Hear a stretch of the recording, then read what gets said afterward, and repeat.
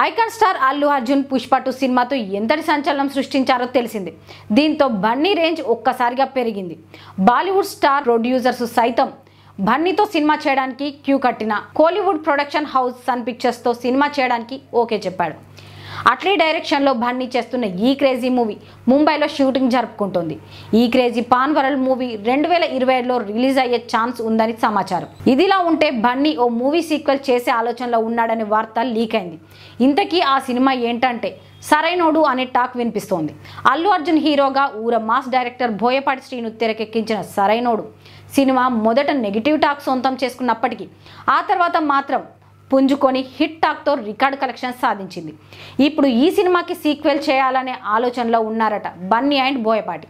Gita arts బ్యానర్లో ఈ సినిమాని నిర్మించారు. ఈ సినిమా భారీగా లాభాలు అందించింది. ప్రస్తుతం బోయపాటి అఖండ 2 చేస్తున్న విషయం తెలిసిందే. సెప్టెంబర్ 25న అఖండ 2 మూవీ రిలీజ్ కావాలి, కానీ పోస్ట్ పోన్ అయ్యింది. డిసెంబర్ లేదా జనవరిలో అఖండ 2 రిలీజ్ కానుంది. ఈ సినిమా తర్వాత బోయపాటి సినిమా ఎవరితో అనేది ఇంకా కన్ఫర్మ్ కాలేదు.